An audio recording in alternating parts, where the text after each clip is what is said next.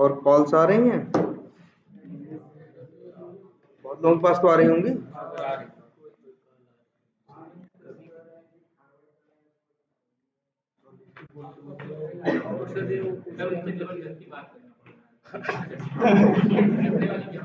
हाँ मतलब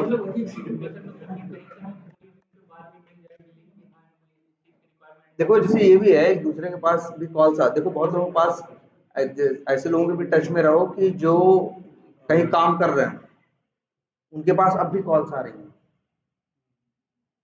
तो बस ये कहो कि उनसे नंबर्स ले लो, ठीक है, और उनको सामने से तुम कॉल करो, बस मतलब अपना जो भी नाम है कि वो उठाएगा सामने वाला, कोई भी है उससे बात करो कि I am Rahul, I got your number from one of my friend, ठीक है।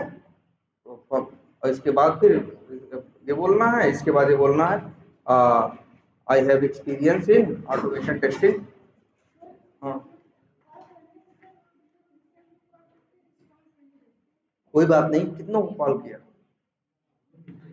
जैसे अगर तुम ये उम्मीद नहीं कर सकते कि 10 को कॉल करोगे 10 के 10 रिस्पॉन्स दे, लेकिन 10 में से अगर एक दो भी दे रहे हैं तो बस वही, और क्या। वैसे भी अप्लाई करते हो तो क्या हर जगह से वो होता है, अप्लाई करते हो तो इसके बाद तो 10 जगह अप्लाई करते हो, कोई एक रिस्पॉन्ड करता है ना, तो कॉल में भी यही चलेगा यार।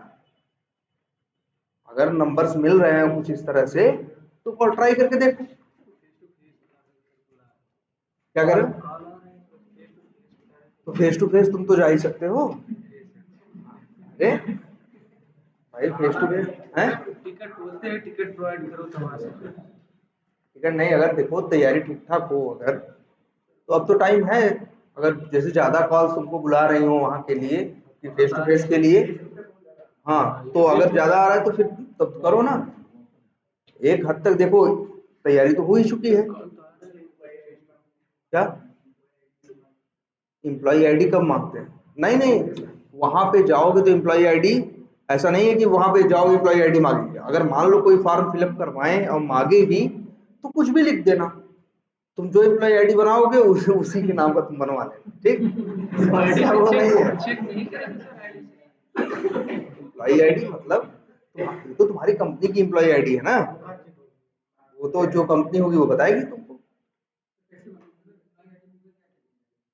एम्प्लॉय आईडी में कुछ नहीं ज्यादा, बस ऐसे एम्प्लॉय आईडी होगी, ईएमपी, जैसे अक्सर कंपनियों में होता है, जैसे कंपनी का जैसे शॉर्ट नेम है, जैसे वो रिंकू सर से मांग लो दे देंगे, जैसे डीएफएस डेफिनिश का कुछ होगा कोड, तो डीएफएस या डीएपीएच हाइफन फिर नंबर होगा 573 574 ऐसे कुछ भी एक नंबर होगा।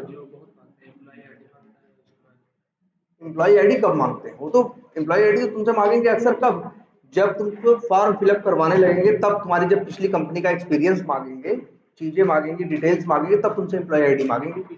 और हैं, हाँ मतलब जब तुमसे कहेंगे कि कहीं सिलेक्शन हो जाएगा, तब वो लोग फॉर्म देते हैं फिलअप करने के, उसमें अक्सर और वैसे कह रहे हैं तो कुछ भी बोल दो, बता तो रहे हैं, कुछ भी भर कर लो। अच्छा, कार्ड की बात कर रहे हो, तो ऐसे बोलो ना यार, कार्ड एम्प्लॉय आईडी का मतलब नंबर होता है। अच्छा अच्छा, अच्छा अच्छा, वो कह रहे हैं कि तुमको क्या करने के लिए, अच्छा कार्ड भी मांग रहे हैं, ये तो बड़ा रेयर मांगने वाली चीज है।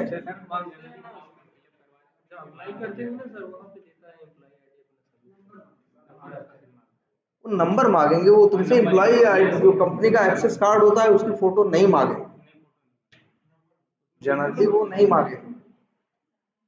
अगर इतना जरूरी है तो वो भी बन जाता है, वो कोई बड़ी चीज नहीं है। एक्सेस कार्ड जो कंपनियां बनवाती है ना, 150 रुपए में वो भी बन जाता है, ठीक है। लेकिन कोई ये नहीं मांगेगा तुमसे जल्दी की अपनी,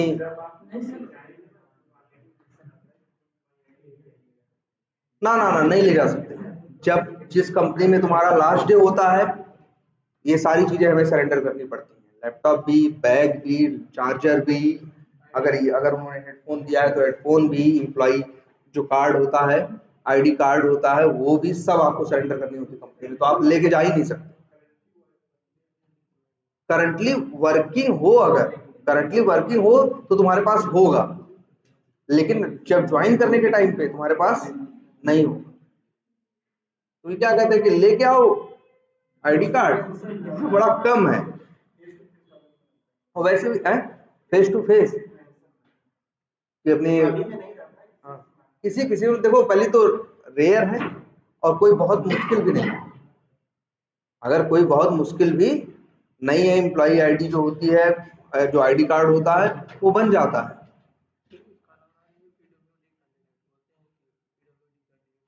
पीडब्ल्यूडी मतलब डिसेबिलिटी, हाँ, वो बहुत काला है। डिसेबल्ड के लिए तो ऐसा एक आध होंगी, बिल्कुल है। जैसे कुछ कंपनीज में रूल है ना, बड़ी बड़ी कंपनीज में उनमें रूल है कि आपको इतने परसेंट क्या रखने हैं, डिसेबल्ड भी रखने हैं, तो वो हायर करते हैं। लेकिन तुम लोग इन चीजों के चक्कर में भाई, ये कोई बात थोड़ी हुई, ये इसका क्या करोगे, अपना हाथ पैर तोड़ लोगे। तुम यार, तुम्हारे पास जैसे ऐसी जो कोई बहुत जिसे कारण बहुत ऐसी डिमांड करते हो जो तुम्हारे पास ना हो, ऐसी कॉल्स 10 में से एक हो, तो तुम 9 के ऊपर फोकस करो ना, बजाय कि ये चीजें सोचने के। और बात रही आईडी कार्ड की, कहीं फेस टू फेस का अगर ऐसा है तो भैया, अगर इतना अगर हर में मांग रहे हो तो बताएं, बन भी जाता है भाई, कचरा है। तो बात करें किसी से, यही बन जाएगा बनारस भदोही में ही। एक फोटो लगाएंगे, लिख देंगे, उसमें कुछ नहीं लिखा रहता है, उसमें तुम्हारा नाम लिखा होगा, अक्सर ब्लड ग्रुप लिखा होता है, एक एम्प्लॉय आईडी कंपनी का नाम लिखा होता है, एड्रेस लिखा होता है, नंबर लिखा होता है, और तुम्हारी एम्प्लॉय आईडी लिखी होती है। बस इतनी ही होती है, तो ये बन जाता है प्लास्टिक के कार्ड पे, हो जाता है वो। जब बहुत महंगा भी नहीं होता, 150 रुपए का ही बनता है। अगर लोग बनवाना, अगर इतने लोग बनवाना चाहते हो तो मतलब वैसे, अगर वैसे बहुत कम कोई मांगेगा कि अपनी एम्प्लॉय आईडी, वो आईडी कार्ड लेके आओ, ठीक है।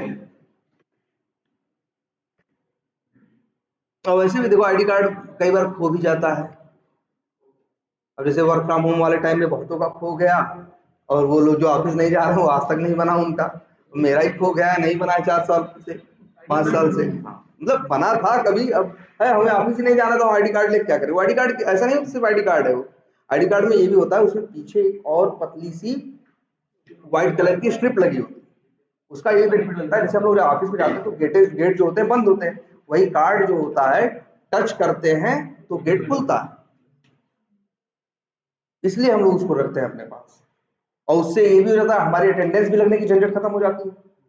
आप गए जब ऑफिस से पहली बार, जैसे हम गेट पे पहुंचेंगे, हम लोग जब पहुंचते हैं तो सुबह तो अपना, जैसे ऐसा भी होता है, जैसे हम 2 बंदे हैं, उसने लगा दिया तो हमें लगाने की जरूरत नहीं है, खुल तो गया गेट। लेकिन फिर भी सुबह जब पहली बार जाएंगे तो हम भी अपना लगाएंगे, क्योंकि उसी से मेरी क्या हो जाएगी, अटेंडेंस मार्क हो जाएगी कि भैया 9:30 बजे। वो जहां ऐसे टच करोगे, वो उनका जो सॉफ्टवेयर होगा, कंपनी, हर कंपनी का अपने अपना एक सॉफ्टवेयर होता है, सैलरी, अटेंडेंस, इन सब चीजों को मैनेज करने का, तो वहां एंट्री हो जाएगी कि 9:15 पे ये आदमी आया।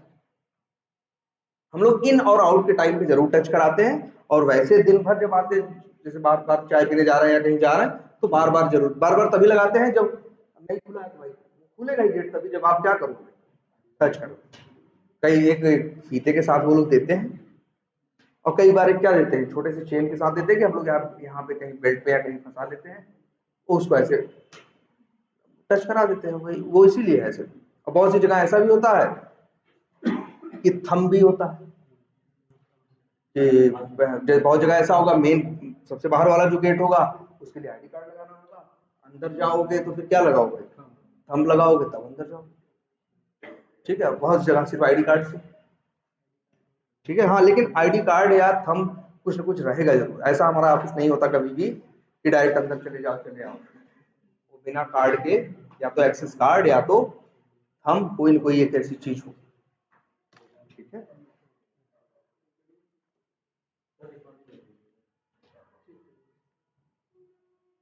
हो रहा है।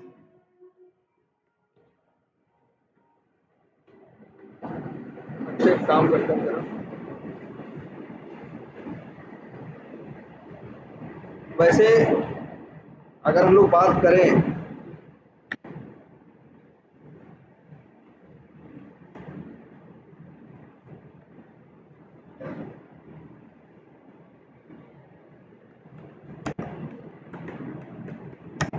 एपीआई टेस्टिंग का तो आइडिया है ना, तो ये रिक्वेस्ट एपीआई पे क्या भेजता है, रिक्वेस्ट भेजते हैं, एपीआई के मेथड्स होते हैं, जैसे क्या get, post, put, patch, delete, है ना। फिर क्या आता है, रिस्पॉन्स आता है ना। और फिर हम लोग क्या करते हैं उसमें भी कई चीजें आपको पता है। देखो जब रिक्वेस्ट भेजते हो कौन कौन सी भेजते हो, get, post, put, patch, delete, अक्सर ये 5 हम लोग यूज करते हैं। तो जब भी कोई रिक्वेस्ट भेजोगे तो क्या आएगा, रिस्पॉन्स आएगा। ठीक है, एक गेट है जिसके अंदर क्या होता है, कोई ना कोई रिस्पॉन्स आता है, और जो रिस्पॉन्स आता है रिस्पॉन्स में भी क्या होता है, डेटा होता है। देखा होगा तुम लोगों ने ना, जब कहीं पे भी भेजा गया होगा एक या एक दिखाई गई होगी तो क्या किया गया होगा, एक रिक्वेस्ट भेजी गई होगी और उसके बाद क्या आया होगा, रिस्पॉन्स। उसमें एक चीज बड़ी इंपॉर्टेंट थी, तुम लोगों ने देखा होगा, रिस्पॉन्स कोड या स्टेटस, स्टेटस कोड भी बोलते हैं और क्या बोलते हैं, रिस्पॉन्स कोड। इसमें भी जानते हो कुछ नंबर्स, एक 200 की सीरीज थी जो सक्सेस की है, ठीक है, 300 जो है वो रिडायरेक्ट करने की है, रिडायरेक्शन की है, 400 जो है वो फेलियर की है, लेकिन क्लाइंट साइड से जब गलती रिक्वेस्ट भेजने वाली, और 500 वाली आए तो मतलब क्या है, जो गलती है वो किसके कहां से है, सर्वर साइड से। ठीक है, जो एरर है वो किसके साइड से है, सर्वर, क्लाइंट ने जो रिक्वेस्ट भेजी, रिक्वेस्ट में कोई गलती नहीं है, सर्वर के साइड से दिक्कत, तो आएगा कौन सा, 500। और एक 100 है जो किसके लिए, मैसेज के लिए, प्लेन मैसेजेस के लिए तो अक्सर यूज होती है 200, 400 और 500। और सबसे ज्यादा जो हम लोगों को दिखती है वो 200 और 400। सर्वर के साइड से गलतियां कम होती हैं, हमारे साइड से गलतियां क्या होती हैं, ज्यादा। और गलती का क्या मतलब है, अच्छा ये पता है ना भाई, अच्छा गेट में क्या होती थी, सिर्फ गेट रिक्वेस्ट जब भेजते थे तो उसमें सिर्फ क्या होता था, यूआरएल होता था। ठीक है, और यूआरएल भी बताया गया था कि जो उसका यूआरएल होता है वो भी कई पार्ट में बटा होता है ना। एक जैसे मेन होता है, एक बेस यूआरएल होता है, समथिंग डॉट कॉम या जो है वो क्या हो गया, बेस यूआरएल। इसके बाद आपको बताया गया था पाथ पैरामीटर, क्वेरी पैरामीटर, याद है। जैसे कोई भी साइट खोलते हो तुमको दिखता होगा यार ये सब चीजें।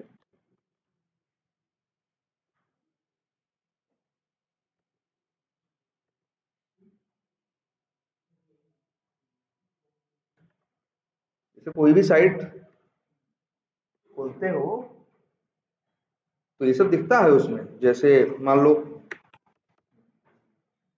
फ्लिपकार्ट ही ओपन कर लो, यहाँ भी दिखेगा। अच्छा नेट नहीं करना।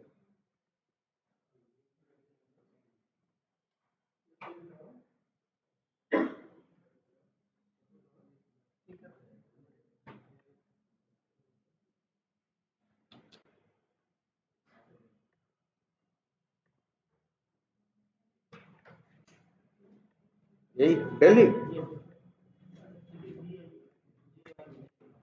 VI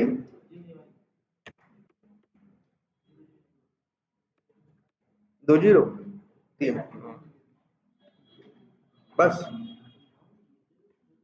यही देखो, यही है।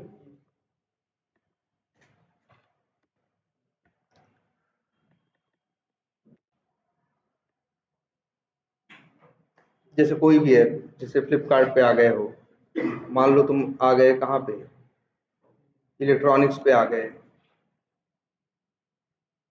ठीक है। देखो ये पूरा जो है ये क्या है, यूआरएल है। वैसे एक चीज ये देखो, ध्यान से समझो इस बात को कि भाई ये जो एप्लीकेशन का पेज खुल रहा है कैसे खुलता है, रिक्वेस्ट जाती है, रिस्पॉन्स आता है ना। और आजकल क्या है, हर चीज रिक्वेस्ट रिस्पॉन्स का काम पहले से हो रहा था, आजकल क्या कर दिया है डेवलपर्स ने, हर चीज के लिए क्या बना दिया है, एपीआई। तुम्हें लगता है ना कि तुमने, हो सकता है जैसे मान लो अगर हम यहाँ मेन पे आए और टी शर्ट्स पे क्या करें, क्लिक करें तो क्या गया, रिक्वेस्ट गई कि नहीं गई, हो सकता है पीछे इन्होंने एक क्या लिया होगा, एपीआई, और उस एपीआई के पास क्या गई, रिक्वेस्ट गई, और रिक्वेस्ट से उसने एपीआई ने क्या दिया, डेटा दिया, और वो डेटा फिर एचटीएमएल के साथ मिला के ये लोग आपको यहाँ क्या कर रहे हैं, दिखा रहे हैं। अगर आपको एपीआई के बारे में पता हो तो आप डायरेक्टली क्या कर सकते हो, सीधे एपीआई को हिट करके एपीआई रिस्पांस में क्या डेटा दे रहा है वो देख सकते हो। जैसे आपको लग रहा होगा यार यहाँ सर्च वर्ड सब आ रही है, यहाँ तो सर्च वर्ड सब आ रही है, रिक्वेस्ट भेजा, रिस्पांस में वहां से उसने शर्ट की इंफॉर्मेशन दी, डेवलपर के कोड ने शर्ट की इंफॉर्मेशन को एचटीएमएल के साथ क्या किया, मिलाया, और मिलाने के बाद रिस्पांस बना के भेज दिया। मेन तो है कि जब शर्ट सर्च करें तो यहाँ पे जो भी आए वो क्या हो, शर्ट से सही डेटा आ रहा है कि नहीं आ रहा। तो एपीआई आजकल हर जगह है, जहां भी तुम देख रहे होगे पीछे क्या है, एपीआई इंप्लीमेंटेड है, हम डायरेक्टली भी टेस्ट कर सकते हैं। ठीक है, ये जब तुम यूज करते हो यूआई तब भी ये यूआरएल हिट करता है पीछे, तब भी रिक्वेस्ट आती है, रिस्पॉन्स में आता है कि नहीं आता। जब देखो बिना यूआरएल के कुछ भी नहीं होगा। और वैसे ही सेम यहाँ भी है, इसमें भी है, इसीलिए किसमें, जब तुम क्या यूज करते हो, एपीआई यूज करते हो, इसीलिए देखो हर एपीआई का क्या होता है, एक यूआरएल होता है। हर एपीआई का क्या होता है, यूआरएल होता है। कोई भी एपीआई होगी बिना यूआरएल की नहीं हो सकती, वही तो उसका पता है, वहीं से तो वो क्या होगी, हिट होगी। और यूआरएल में तुम देखे होगे क्वेश्चन मार्क के बाद, ध्यान देना बस, ये यूआरएल जैसे अगर यही यूआरएल देखो, ये दिख रहा है ना इतना बड़ा यूआरएल, इस यूआरएल में देखो एक क्वेश्चन मार्क है कि नहीं, क्वेश्चन मार्क के बाद जो भी होगा देखना हमेशा ऐसे बराबर करके होगा, जैसे SID equal to yellow comma ASH comma ANK EDY, देखो एसआईडी इक्वल टू ये क्या है, एंड देखो ध्यान से एसआईडी की वैल्यू क्या है, yellow comma S comma N comma ED, and फिर देखो दूसरा वैल्यू, यही तो क्या है, क्वेरी पैरामीटर।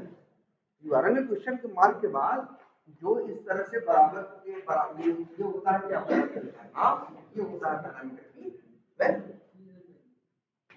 अरे अक्सर ऐसी जगह पे खूब दिखेगा यार तुमको, जैसे मान लो हम यही देखो ये ब्रांड है, अब मान लो हम यहाँ पे ब्रांड क्या कर दें, सेलेक्ट कर दें, तो यहां देखो इसके, ये देखो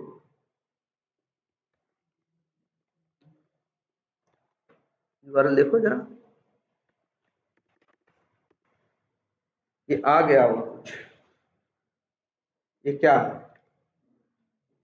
ब्रांड, देखो वैसे देखो वो ट्रैकर, फिर एंड, अब पी परसेंटेज बी करके है, ये मान के चलो क्या हो गया, पैरामीटर हो गया, और इधर हो गया क्या, पैरामीटर की वैल्यू।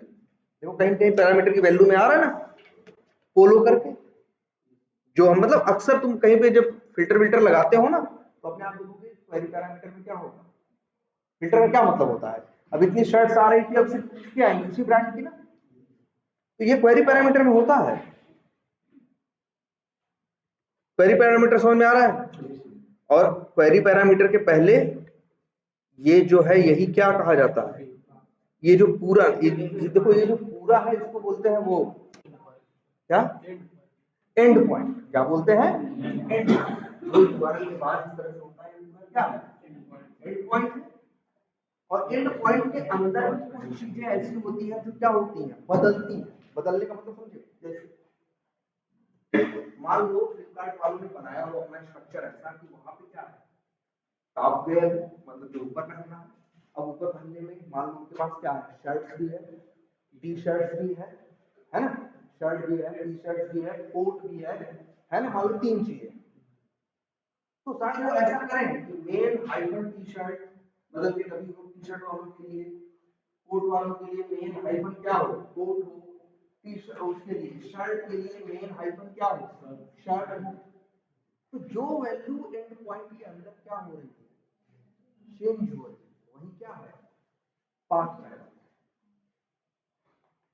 और बाकी क्वेश्चन मार्क के बाद जो है वो क्या है, क्वेरी पैरामीटर, जो पूरा है वो यूआरएल है, और इतना जो पार्ट है ये क्या है, बेस यूआरएल, सॉरी इतना ये बेस यूआरएल है, और यहां से यहां तक जो है पूरा क्या है, क्लोथिंग से लेके कहां तक, क्लोथिंग से लेके ये पूरा क्या है, एंड पॉइंट। एंड पॉइंट के अंदर जो चीज बदल रही है वो क्या है, पाथ पैरामीटर, और क्वेश्चन मार्क के बाद जो है वो क्या है,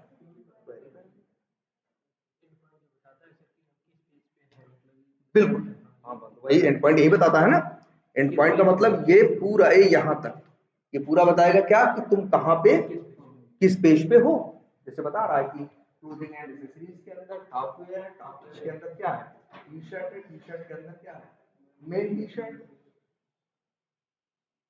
है ना।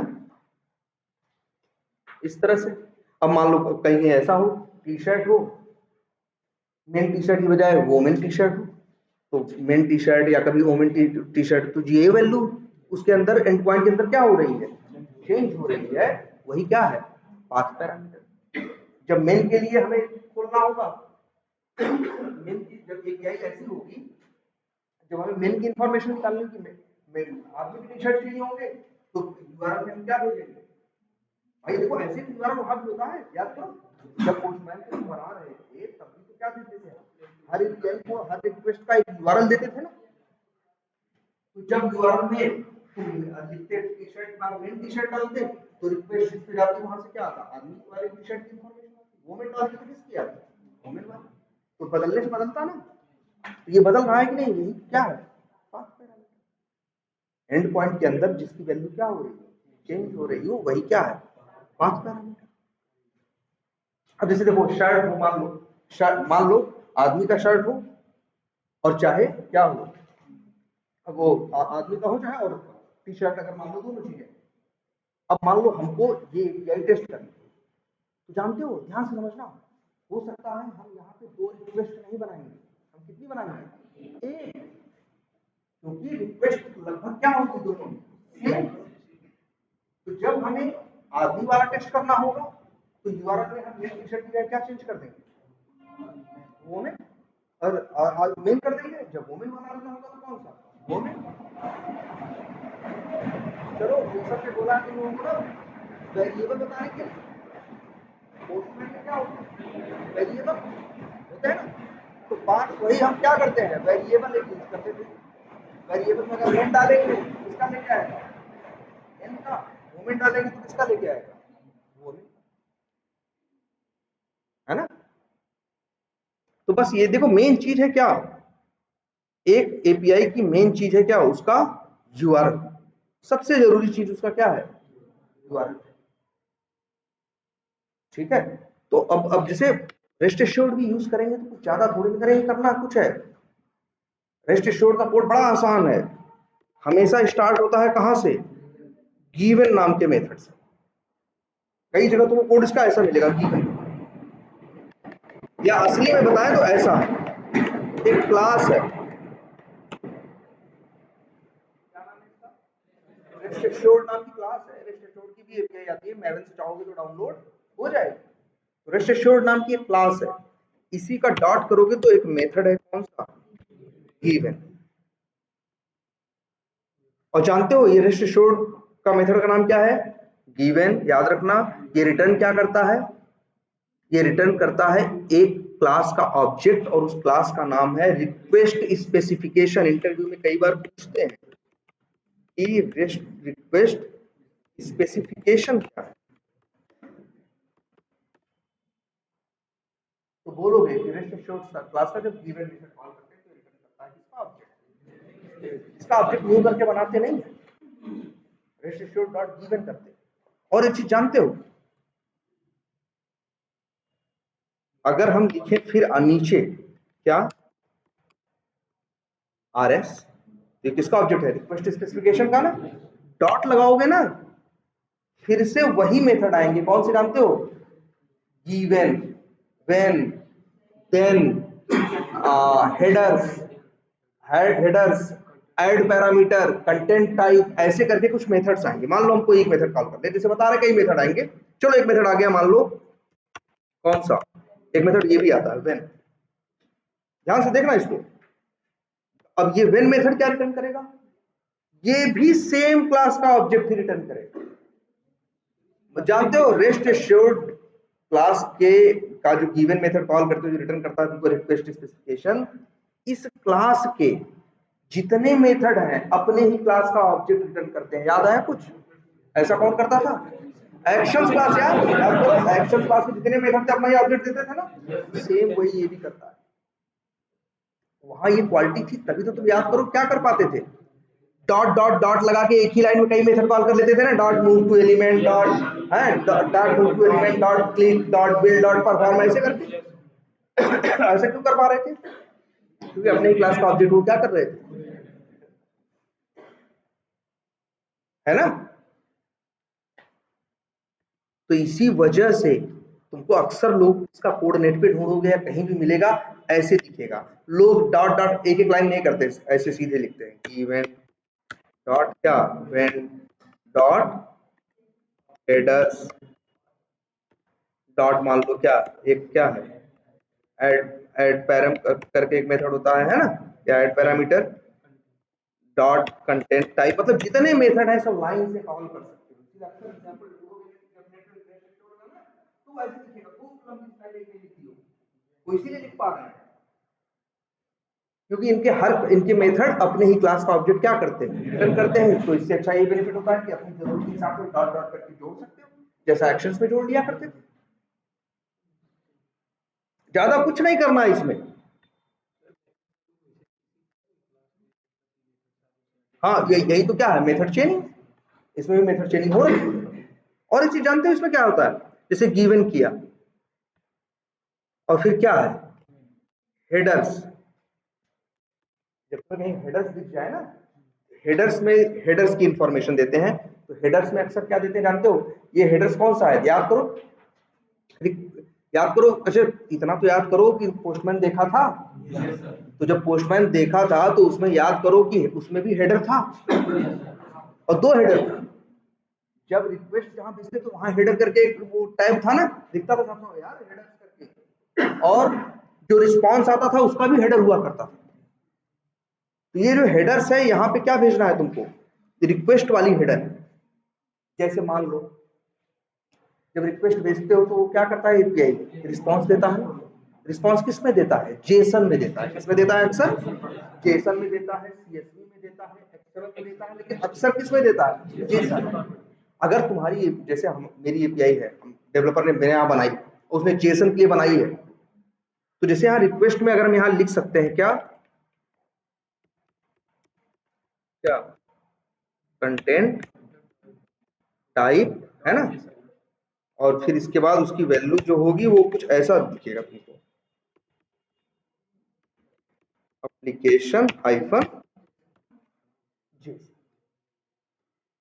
ठीक है, तो इस तरह से होता है। ये ऐड पैरम में क्या होता है जानते हो, मान लो एक रिक्वेस्ट हम भेज रहे हैं, कहाँ भेज रहे हैं, मान लो एक रिक्वेस्ट हम भेज रहे हैं फ्लिपकार्ट पे, देखो ध्यान से, कहाँ पे भेज रहे हैं, फ्लिपकार्ट पे। और फ्लिपकार्ट पे मान लो ये क्या है उसकी, कहाँ गया, ये देखो, मान लो फ्लिपकार्ट पे भेज रहे हैं, यही पैरामीटर है ना, ये पैरामीटर है कि नहीं।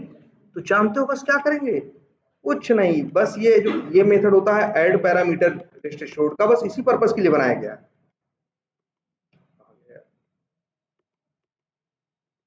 पैरम यहाँ पे लिख दोगे क्या, पैरामीटर का नाम क्या है, एसआईडी, और वैल्यू क्या, दूसरा, जो कहां से कहां तक। कितने पैरामीटर है इस रिक्वेस्ट में, मान लो मेरे पास 4 पैरामीटर हो, तो हम मेथड क्या कर लेंगे, यही ऐड पैरामीटर कितनी बार कॉल कर लेंगे, 4 बार कॉल। इसमें यही अच्छी बात है, सब मेथड ऐसे लाइन से है, जानते हो कुछ नहीं करना होता, गिवन से शुरू करते हो, फिर एक मेथड हेडर जरूर रखता है।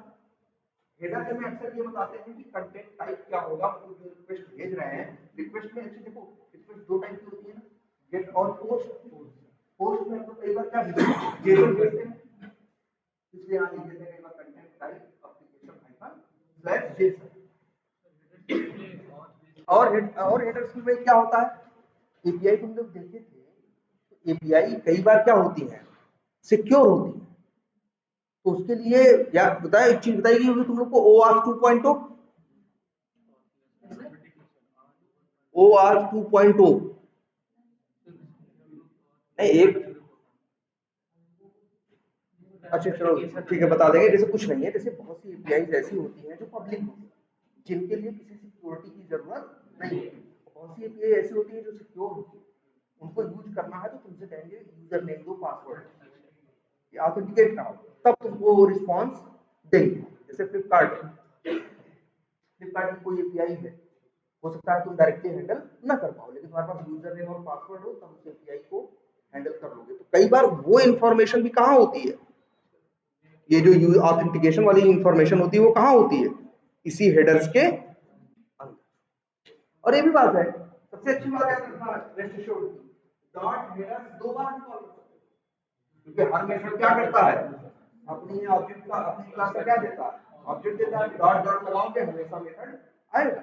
और अंतिम में कुछ नहीं करते ये लोग, ऐड परम वरम करके फिर लास्ट में डॉट करके अपना वो मेथड कॉल कर देते हैं। कौन सा जानते हो, मान लो गेट रिक्वेस्ट है तो मेथड है गेट, अगर पोस्ट रिक्वेस्ट भेजनी है तो मेथड का नाम क्या है, पोस्ट। और गेट, इसके अंदर गेट का यूआरएल, जैसे यूआरएल क्या, मान लो फ्लिपकार्ट है तो यही यूआरएल दे दोगे क्या, https://flipkart.com। बहुत से लोग देखो ऐड परम मेथड यूज नहीं करते, ऐड परम मेथड यूज नहीं करते, तो वो लोग जानते हो क्या करते हैं, यूआरएल में ही डाल देते हैं क्या, यूआरएल में ही मान लो डाल देते हैं, जैसे एबीसी क्वेश्चन मार्क कहाँ है यार,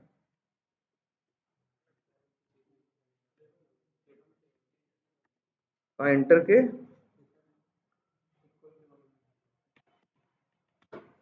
नहीं है यार, इसमें इक्वल के बगल में ये जो आपके ऊपर होगा सर।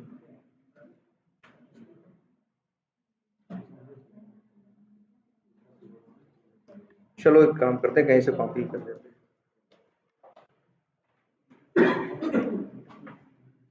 हाँ है, ठीक है। देखो ऐसे, और फिर क्या लिख दिया, S I D equal to जो वैल्यू थी, मान लो ए बी सी कॉमा, ये इस तरह से अगर वैल्यू थी तो ऐसे लिख दिया। तो बहुत से लोग का ऐसे होता है, अगर तुम चाहो तो पैरामीटर अलग से दे दो, चाहो तो पैरामीटर कहाँ दे दो, एक वाले के अंदर, बस इतना ही काम करना होता है।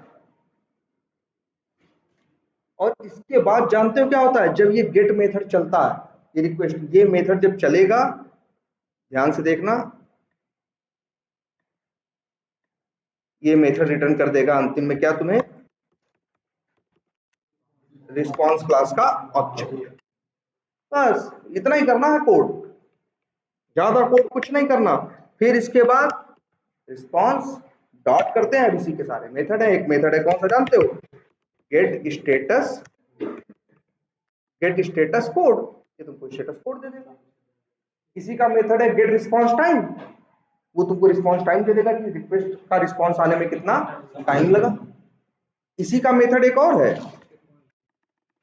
डॉट गेट क्या बॉडी, रिस्पांस में कई बार जेसन आती है ना, तो बॉडी और डॉट कई बार कर देते हैं क्या हम, एज स्ट्रिंग, तो जो रिस्पांस आता है उसका उसको किसमें मिल जाता है, स्ट्रिंग। बस ये इतना ही काम करना है। अभी रुक जाओ, इसको प्रॉपर बताएंगे, लेकिन ये याद रखो, रेस्ट एश्योर्ड पहली बात तो मुश्किल एकदम नहीं, कुछ नहीं है रेस्ट एश्योर्ड, तुमको बस एपीआई का मैनुअल पता होना चाहिए कि रिक्वेस्ट और रिस्पांस क्या है, जो वहां कर रहे थे वही यहाँ कर लो, बस मेथड नाम दे दिए हैं बस। वहां पे भी क्या था बताओ, याद करो, एक यूआरएल था, है ना, एक यूआरएल था, और क्या था, कई बार तुम जेसन भेजते थे, याद करो, भेजते थे कि नहीं भेजते थे, इसमें भी रहेगा यार, जब पोस्ट मेथड कॉल करोगे, कौन सा कॉल करोगे, पोस्ट, इसमें एक मेथड और होगा, जैसे ये है ना, एक मेथड होता है डॉट क्या करके, बॉडी करके, बॉडी में भेज दोगे क्या, जेसन का ऑब्जेक्ट। मेन इसमें खेल किसका है जानते हो, जेसन का। इसमें जो चैलेंजिंग पार्ट है बस वो क्या है, जेसन है, बाकी तो बस यही तुम्हें, अगर जैसे अगर एक एपीआई टेस्टिंग का हम फ्रेमवर्क बनाए तो क्या करें, कुछ ज्यादा नहीं बनाएंगे, 5 मेथड बनाएंगे गिन के, एक गेट का, एक पोस्ट का, एक पुट का, एक पैच का, एक डिलीट का। इसके जेनरिक मेथड में ज्यादा मेथड नहीं बनेंगे, कितने बनेंगे, बहुत उड़ के बनेंगे 10, जिसमें 5 मेथड यही रहेंगे, और पांचों मेथड में लगभग कोड भी क्या रहेगा, सेम, कॉपी करके पेस्ट मारेंगे, बस जहां ये गेट है वहीं क्या हो जाएगा, post put patch delete. Request चलेगी, रिस्पांस आएगा, रिस्पांस हमेशा किसमें आएगा, जेसन। अब मेन खेल यही है कि जेसन में जो डेटा आया है उसको वेरीफाई करो, क्योंकि डेटा भैया जेसन में कई फॉर्मेट में आ सकता है ना भाई। देखो डेटा अब ये डिपेंड करता है ना, डेटा तुम रिक्वेस्ट क्या भेजे हो। तुमने रिक्वेस्ट भेज दी ऐसी जिसमें सारा डेटा लेके आए, तो उसमें बहुत कुछ पड़ा हो। जैसे देखो, बस मेन है इसमें ये यार, हाँ अगर कहीं प्रॉपर काम होगा तो होगा ही, लेकिन कुछ ज्यादा नहीं है इसके फ्रेमवर्क। मेन इसमें फ्रेमवर्क में इसके फ्रेम सही तो अच्छी बात है, याद रख लेना, एपीआई का ऑटोमेशन भी इजी है, मैनुअल भी इजी है। तुम्हारे उससे जो उसका है सेलेनियम है वो तो टेढ़ा मेढ़ा है यार, उसमें तो बहुत कुछ है, इसमें कुछ डाला नहीं है, इसमें तो बस सारा खेल जेसन का है और कुछ नहीं। जैसे मान लो अगर कोई भी एप्लीकेशन है, जैसे लिख दें मेन है जेसन, जेसन में जो रिकॉर्ड आएगा, जैसे मान लो हम इमेजेस लिख रहे हैं, देखो अब जैसे ये है, अब ऐसे कोई डेटा आएगा,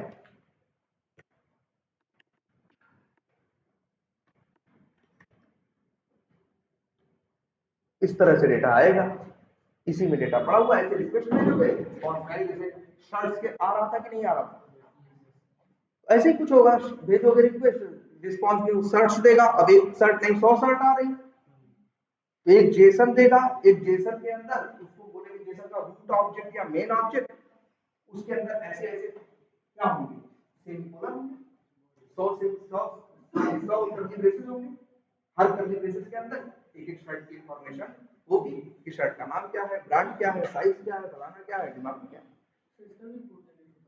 किसका नहीं रेस्ट एश्योर्ड भाई, देखो रेस्ट एश्योर्ड हम क्या भेज रहे हैं, रिक्वेस्ट भेज रहे हैं, देखो रेस्ट एश्योर्ड से हम क्या कर रहे हैं, रिक्वेस्ट भेज रहे हैं, किसको भेज रहे हैं, एपीआई को जो डेवलपर ने बनाई है, डेवलपर का एपीआई क्या दे रहा है, रिस्पांस, रिस्पांस में क्या दे रहा है, जेसन। अब हमको इसी जेसन में से डेटा निकालना है असली काम, और ये मैच करना है कि जो डेटा आ रहा है वो सही आ रहा है या नहीं। ऐसा तो नहीं कि हम यहाँ से रिक्वेस्ट भेज रहे हैं, शर्ट की जो रिस्पांस में आ रही है वहां पे मान लो क्लोज आईडी है और क्लोज आईडी सर्च मारो राइट, तो ये नहीं होना चाहिए। जैसे मोबाइल सर्च करें तो मोबाइल आ रहा है, ये तो वेरीफाई करते हैं हम,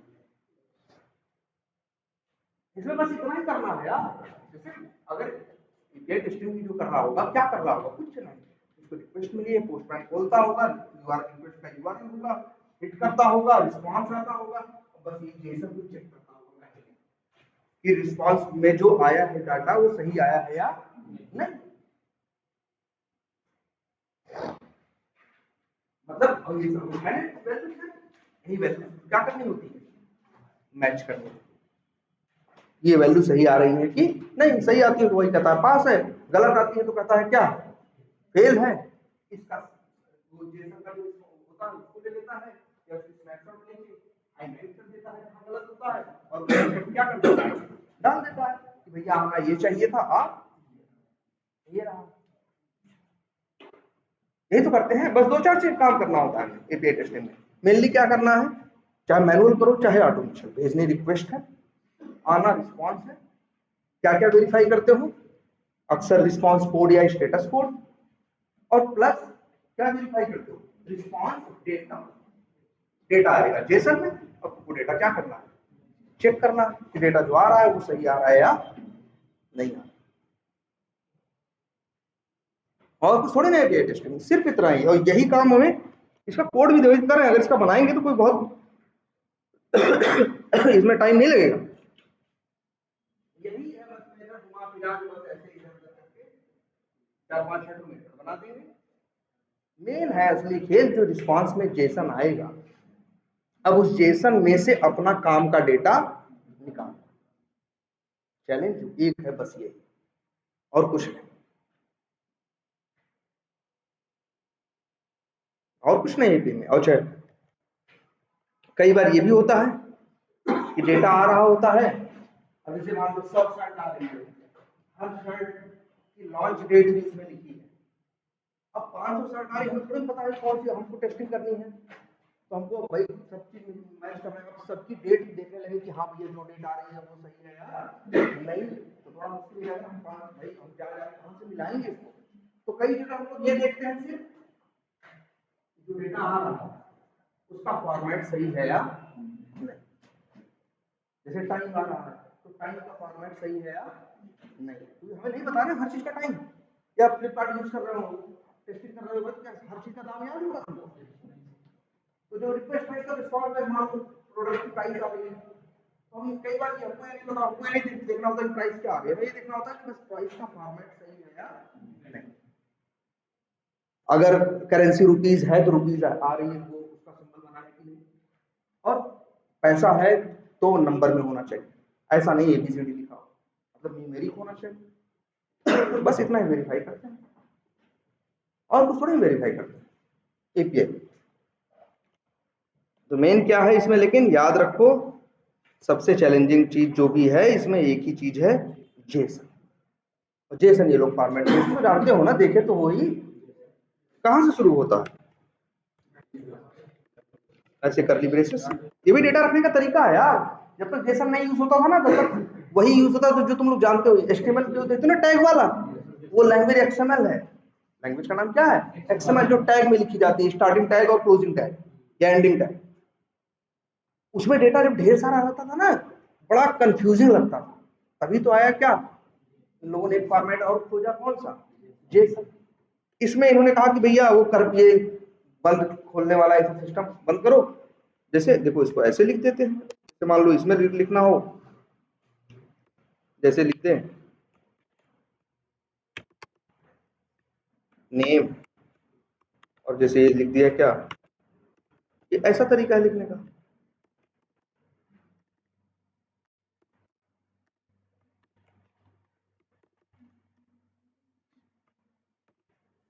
ऐसे लिख दिए, मतलब इस तरह से।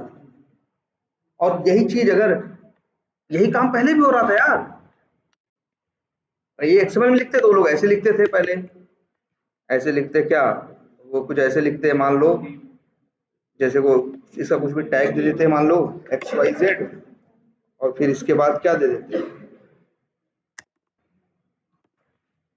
ऐसे नेम फर्स्ट क्या दे देते, राहुल दे देते, और फिर एज इक्वल टू क्या दे देते, ऐसे मतलब कुछ इस तरह से करके देते, ये इस तरह से, मतलब इन लोग का इस तरह से ढेर सारा डेटा होता है, देखते हो ना एचटीएमएल कितना टेढ़ा दिखता है, इसीलिए बाद में ये खोजा कि थोड़ा सा क्या दिखता है, सीधा आसान दिखता है, पहली चीज, और दूसरी चीज ये फास्ट भी होता है। और एपीआई टेस्टिंग के लिए जानते हो, याद रखना पहले, एपीआई जो, भाई एपीआई टेस्टिंग करते हो पहले तो एपीआई का डेवलपमेंट होता है। एपीआई बनाने के दो रास्ते थे,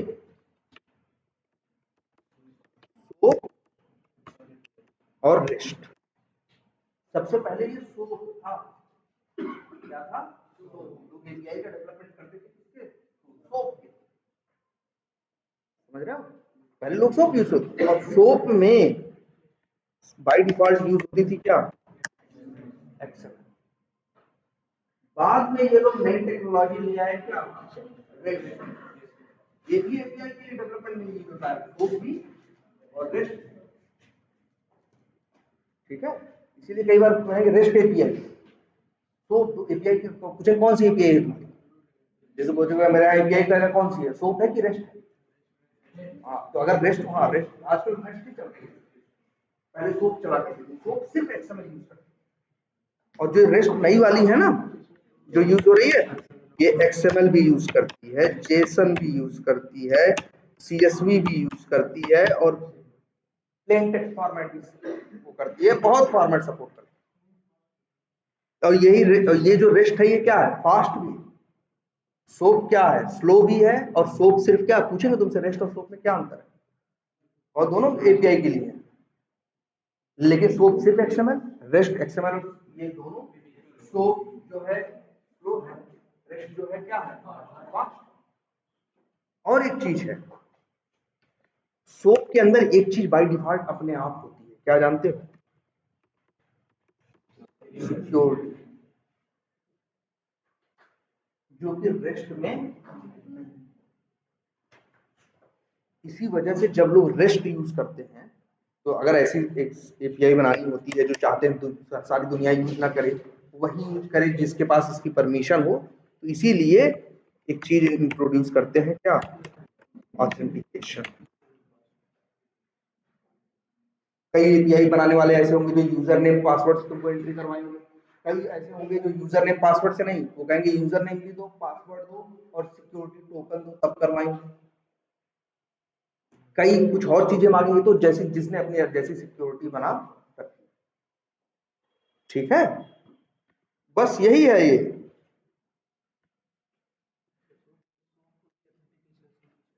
क्या करो? नहीं, सोप में ऑथेंटिकेशन तो करोगे सिक्योरिटी का, हाँ भाई ऑथेंटिकेशन तो कहीं भी रहेगा, लेकिन सोप में क्या है ना, सोप में जो डेटा यहाँ से वहां जाता है वो पैकेट्स में जाता है, तो वो डेटा जो रहता है वो क्या रहता है, सिक्योर रहता है ट्रेवल के दौरान, रेस्ट वाला नहीं रहता। इसके लिए ये लोग अलग से कुछ सिक्योरिटी का फ्रेमवर्क ये लोग बनाते हैं, या HTTPS का यूज करते हैं, जिससे कि डेटा क्या रहे, सिक्योर रहे। सोप में वो करने की जरूरत नहीं पड़ती, लेकिन अब सोप नहीं यूज होता, अब हर जगह क्या यूज होता है, रेस्ट ही यूज होता है। और रेस्ट देखो ध्यान से समझो, रेस्ट एपीआई होती है, रेस्ट एपीआई है जो डेवलपर बनाते हैं, उसके ऑटोमेशन के लिए हम एक टूल यूज करते हैं, और उस टूल ने अपना नाम रखा है क्या, रेस्ट एश्योर्ड। रेस्ट एश्योर्ड किसका नाम है, टूल का नाम है। और सिर्फ रेस्ट एश्योर्ड ही नहीं, बहुत टूल है मार्केट में। एक रेडी एपीआई है, एक टूल है जिसका नाम क्या है, रेडी एपीआई। वो भी क्या होती है, जो रेस्ट बेस्ड जो एपीआई होती है उसके टेस्टिंग में यूज होती है, जैसे कि तुम्हारी क्या यूज होती है, रेस्ट एश्योर्ड। इनके पास क्या है, क्लासेस हैं और मेथड्स हैं, और बस ये क्या करते हैं, रिक्वेस्ट भेजो, रिस्पांस देते हैं। मेन है क्या, उस रिस्पांस को क्या करना, रीड करना। तो हमको ये एक जरूरी चीज है सबसे पहले देखनी है, क्या, कि जेसन से डेटा कैसे निकाला जाए। जेसन से डेटा कैसे निकालो, जैसे एक्सेल से डेटा नहीं निकाल लेते हो, वैसे ही जेसन से डेटा कैसे निकाला जाए। अच्छा, एक्सेल से डेटा कैसे निकालते हो, अपाचे पीवाई का यूज करते हो, एक एपीआई यूज करते हो ना। वैसे ही जेसन से अगर डेटा निकालना है तो जेसन से डेटा रीड करने की भी एपीआई मार्केट में आती है। जैसे सीएसवी से डेटा निकालना, इससे सीएसवी देखा है ना, जो एक्सेल में जो खुल जाता है, कॉमा कॉमा करके रहता है, सीएसवी से डेटा निकालना तो उसकी एपीआई आती है।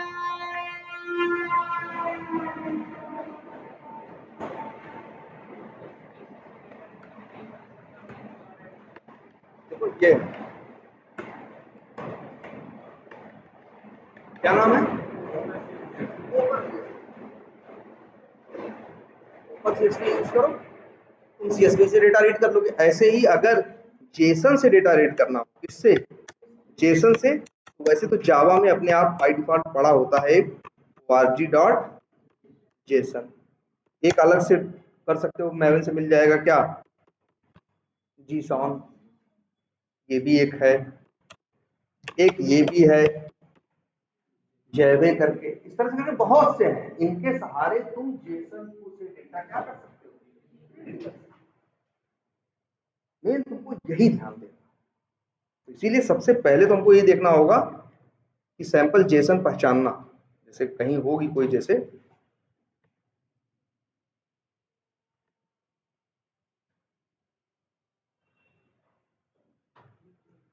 ये दिख रहा है ना, जैसे ये दिख रहा है ना,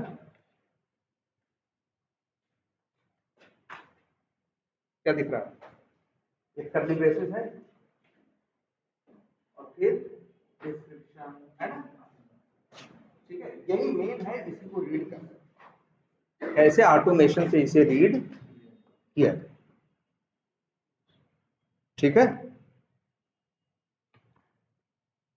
तो चलो कल यही बताते हैं, फिर इसका एक छोटा सा फ्रेमवर्क बना देते हैं, ठीक है। वैसे कुछ ज्यादा नहीं, तुमसे याद रखना इंटरव्यू में, पहले तो ये याद कर, जैसे आजकल में किसी रोज रोज इंटरव्यू हो रहा है लोगों का ना, तो बस यार ज्यादा कुछ नेट पे भी देखोगे तो इतना ही मिलेगा तुमको, बस पहले तो इतना कर डालो। कहाँ गया वो, जो हमने वो कोड लिखा था, अच्छा इसी में, ये यही इतना, बस जब इतना लिख दोगे तो बस इसमें से यही लिखवाना चाहेगा, डॉट ये पोस्ट ऐसे लिख दोगे बस समझ जाएगा, बस इतना ही पहले तुम यही लिखवाना चाहेगा कि अच्छा एक रिक्वेस्ट भेजने का क्या लिखो, कोड लिखो, इतना ही बोलेगा वो। एक रिक्वेस्ट भेजने का क्या लिखो, कोड लिखो। और कह तो रहे नेट पे भी अगर उठा के देखो, जैसे लिखो टेस्ट एश्योर्ड सैंपल कोड,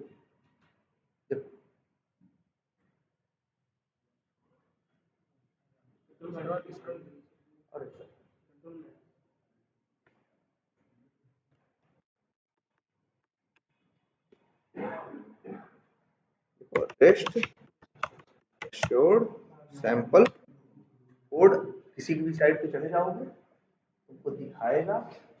कहानी इतनी समझाया है लेकिन बात तो इतनी लिखा होगा, देखो नीचे आ जाओ,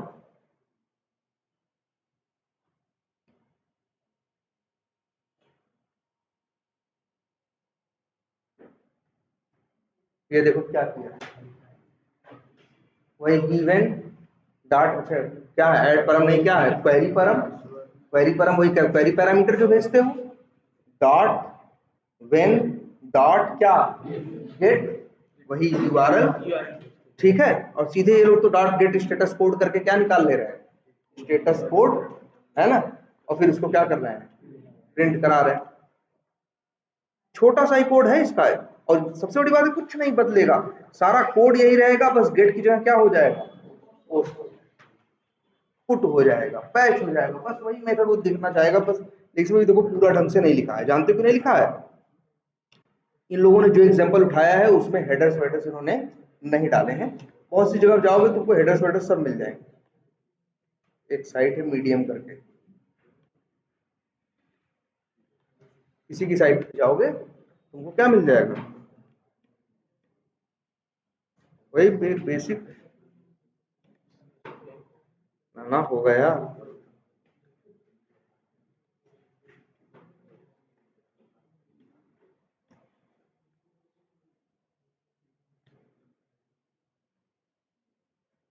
ये देखो जो भी है, देखोगे बस हर जगह वही कोड होगा। ये देखो इन लोग का भी कोड देखो क्या है, तो ये लोग कई लाइन में लिख रहे हैं, वही रेस्ट एश्योर्ड डॉट कहां से शुरू होगा, इवेंट्स, ठीक है। और ये लोग तो अभी बहुत छोटा छोटा कोड लिख रहे हैं, क्योंकि जो एपीआई ये लोग यूज कर रहे हैं उसमें ज्यादा कुछ नहीं है, ठीक है। चलो हम एक एप्लीकेशन को दिखाते हैं, एक एप्लीकेशन थी ना, कौन सी थी यार, एक कोई सीआरएम था ना, एजाइल सीआरएम था ना। चलो ठीक है, हम उसी पे डेवलप करते हैं, चलो कल आते हैं तब उसी को दिखाते हैं, ठीक है।